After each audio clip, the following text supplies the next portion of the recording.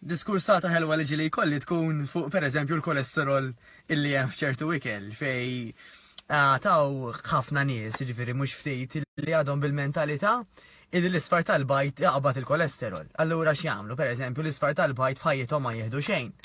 U nista' nifhimni għax hekk aħna tlajna anka f'ċertu talim fej fil-passat kienu jemnu illi l-isfar tal-bajt jaqbad il-kolesterol mela kienu jagħmlu sew.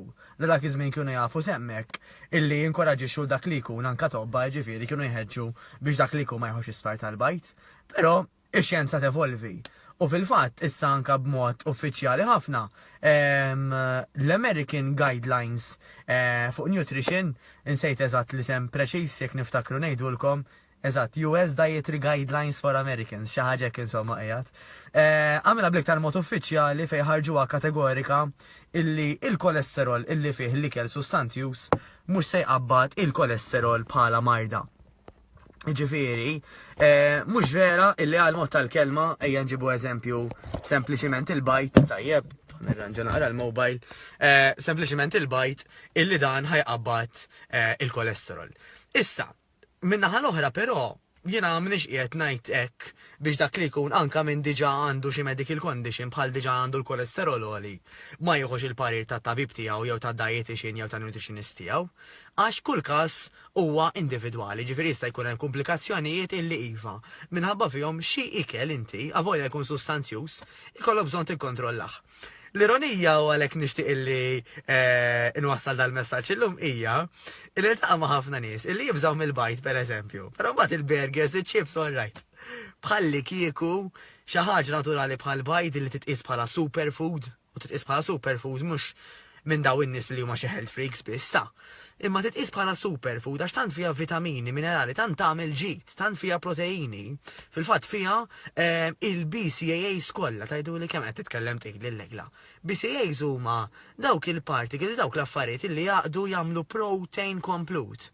Ma nisimgħux bil-kelma protein shake jgħidulek għax joħduha daw li jmorru l-ġim u daw li jitrenjaw, eċetera, eċetera. Bajda fiha l-ammonti ta' BCAAs illi flimkien jiffurmaw protein kollha illi għandna bżonn ġo bajda waħda, mhux bħala ammont, għax naturalment inti tista' xtejt tisma' ħadd bajda waħda f'ġurnata u mela ħadd biżżejjed protein għal ġurnata sħiħa, mhux il-każ, però bajda fiha dak il-ġid kollu illi kważi kważi laqqas supplements ikunu tajbin kemm ikunu tajbin ma nistgħu nsibuhom ġieli, tajjeb għax kif qed ngħidu l-bajda fiha minn kull tip ta' ġid.